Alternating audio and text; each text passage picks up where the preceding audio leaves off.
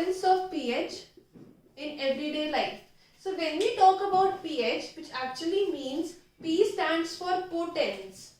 P stands for potens and H stands for H positive ion. So basically it is a logarithmic scale which ranges from 1 to 14 and tells us about the concentration of H positive ion. So basically in the middle value we have 7. So 7 pH means it is a neutral substance. For example, water. And when the pH ranges from 7 to 14, it is actually a basic substance. And when it is less than 7, it is an acidic substance. Like for example, we have HCl.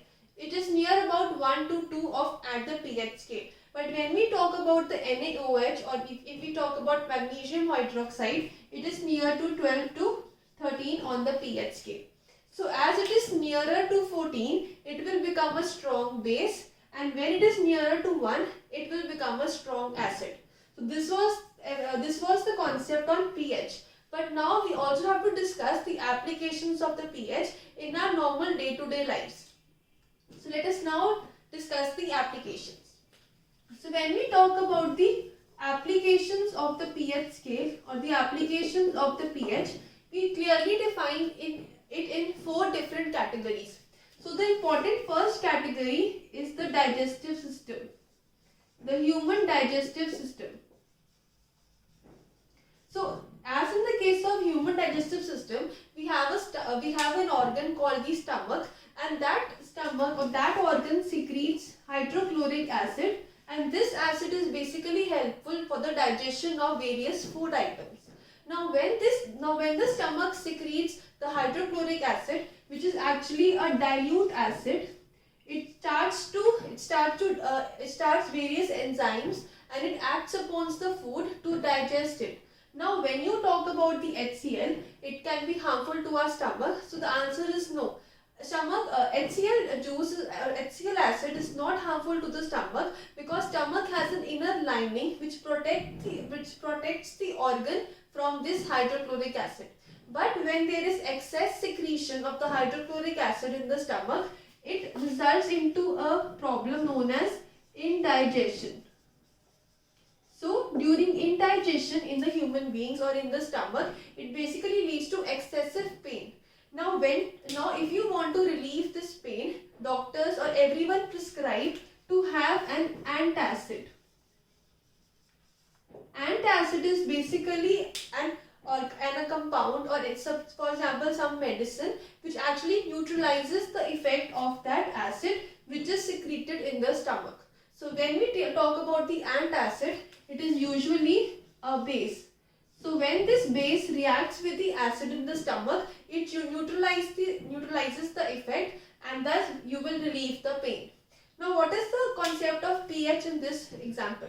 Now when the excess HCl is in the stomach, the pH has been decreased to about 1 to 2 at the pH scale. So when you take an antacid, the pH value will increase. It will come near to 4 or near to 5, which is actually suitable for the stomach or for the human beings. So that is the role of pH. It increases the pH value in the stomach during the disease known as the problem of indigestion. This was the first application. The next application is in the soil treatment. Now when excessive agriculture is being done on the soil, there is use of more and more nutrients from the soil. Thus the soil may become acidic. Now when the soil has become acidic, it is now not useful, or it will be not give enough good quality crop. So we have to neutralize this acidic content. Now when we talk about the acidic soil, this basically means that the pH is near 1 or near to 2. We have to now increase the pH. So by increasing the pH, we basically mean to make the soil a bit more alkaline. Alkaline means we have to make the soil a bit more basic. But you should also know that extreme basic or extreme acidic soil is not good for the plants. We should have a near 6 to 8 pH value for the case of soil that gives us good amount of crop with good quality. So when you have to make an alkaline soil from an acidic soil, you have to increase the pH. This was the role of pH in soil treatment. The third important category or the third important application of pH in day-to-day life is the role of plants and animals. Plants and animals. Let us first discuss about animals. So in the case of animals, like we have honeybee. So honeybee stings at formic acid in the human beings when it injects an acid. So during the sting, the honeybee injects in formic acid. So when the honeybee injects a formic acid, it basically results into pain and irritation. So as to reduce that pain and irritation, we generally apply a base. That base is basically baking soda, which is sodium carbonate, or we can simply write it is baking soda or baking powder, because both of these mixtures are present in the home. So this is how we can actually, so in the end we can say that when the honeybee stings, it results into the lowering of the pH. While we are applying the baking powder, which is actually a base, it will increase the pH. This was the role of pH in the animals. But in the case of plants, like we have a mixture or a group of two plants, that is nettle plant along with dog plant. So when you touch a nettle leaf or nettle plant, you will actually get irritations and an acid will develop on the fingers. So similarly, next to the nettle plant, we usually plant a dog plant which neutralizes the effect of the nettle plant. So they have a relationship between them, where the nettle plant is grown on the similar to that plant, we always grow a dog plant. So these two types of plants grow together or grow side by side. This was the third application of pH in day-to-day lives. Till now we have discussed the role of pH in the human beings, in the soil, and third was in the plants.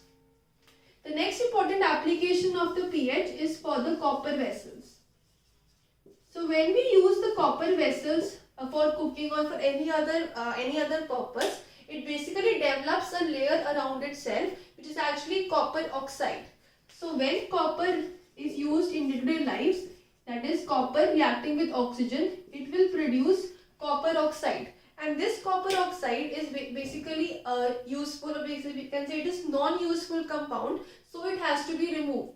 That means the pH has now increased.